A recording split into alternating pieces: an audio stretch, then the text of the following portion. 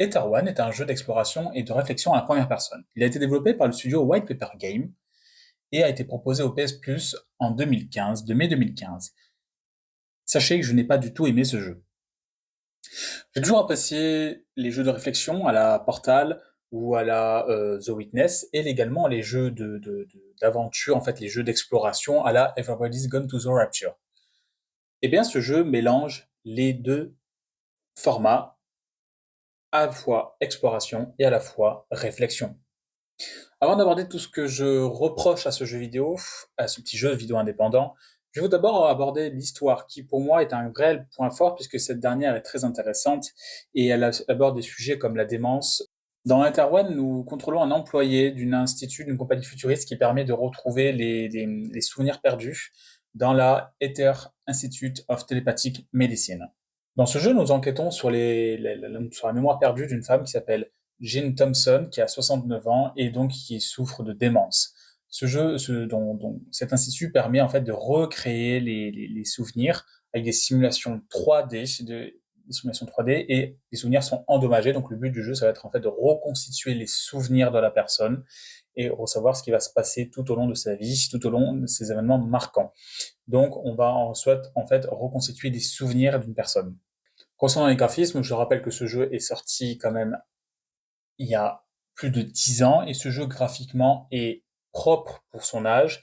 Je rappelle encore une fois que c'est un petit studio indépendant, donc les graphismes sont très corrects pour ce petit studio indépendant. Ils ne sont pas extraordinaires, mais on ne peut pas leur jeter la pierre, c'est pas leur défaut, clairement. Ensuite, passons maintenant à tout ce que je vais reprocher au jeu. Commençons par le premier point. Ether One est un jeu narratif quand même, réflexion et exploration qui retrace la démence d'une personne. Sachez que ce jeu, malheureusement, est en anglais, ça c'est ok, mais n'est pas sous-titré français, il n'est qu'en anglais. Les termes de démence et les termes psychologiques sont quand même des termes beaucoup plus compliqués à apprendre en anglais que les termes plus classiques de voyage. Donc on est sur un jeu en fait très plus compliqué à apprendre pour un francophone qui a du mal à parler anglais. J'ai joué il y a 10 ans, donc j'étais en études, et j'avais pas le même niveau d'anglais qu'aujourd'hui, et j'avoue avoir des galères sur certains mots assez prononcés, assez compliqués sur les termes psychologiques, les termes de démence, qui sont quand même des termes un peu plus compliqués à apprendre, que c'est des termes qu'on n'utilisera jamais en soi. Dans l'intro de ce jeu, j'ai expliqué qu'Ether One est un mélange entre de la réflexion et de l'exploration. Et sachez que cette partie réflexion, je trouve qu'elle est complètement loupée. On se retrouve donc à résoudre des énigmes pour reconstituer des souvenirs, mais ces énigmes ne sont en aucun cas logiques et on va se retrouver du coup à tourner en rond sans savoir quoi faire. Et on va donc vite s'énerver ou alors vite utiliser une solution. C'est dommage d'avoir un jeu dont le principe se base sur la réflexion qui n'est pas vraiment logique, je trouve. Pour la côté exploration, c'est également pour moi un échec puisque le côté exploration, on se retrouve avec une carte du jeu qui n'est clairement pas lisible, que l'aménagement des zones n'est clairement pas évidente et on se retrouve vite à être perdu, à se demander où il faut aller, ce qu'il faut faire et dans quelle direction aller. Il n'y a évidemment aucun point de téléportation, histoire de bien nous perdre et de ne pas faciliter la chose. Autre point qui ne va pas, le côté technique. Alors là, pour le côté technique, gros souci, le jeu n'est clairement pas stable et souffre de nombreux bugs.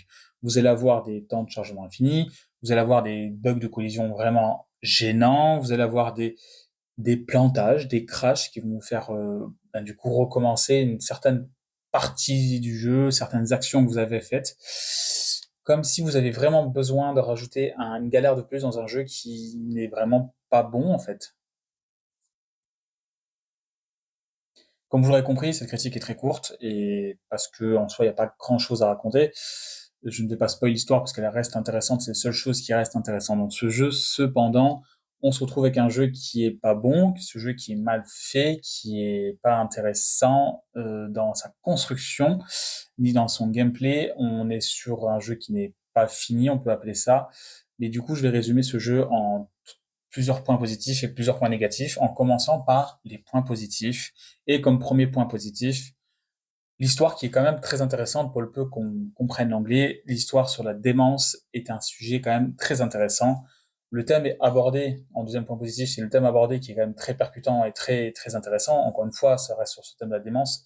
Mais pour moi, ce thème-là, cette histoire-là est quand même très réussie.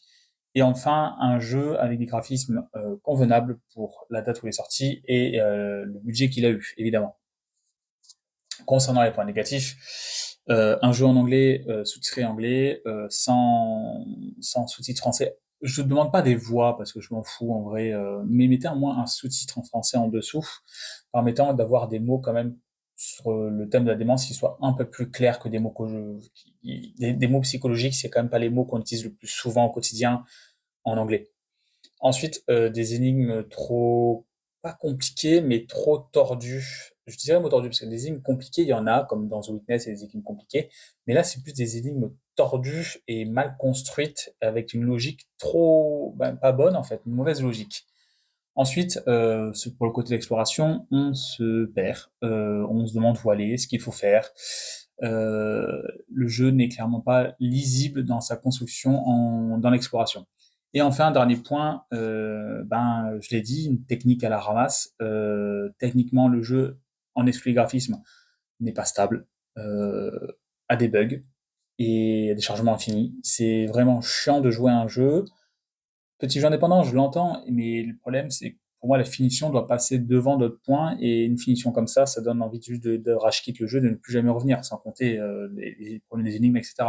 Donc pour moi, on a sur un jeu qui n'est pas vraiment bon, honnêtement. C'est pour cette raison que je ne le conseille pas et que j'ai attribué 4 sur 10.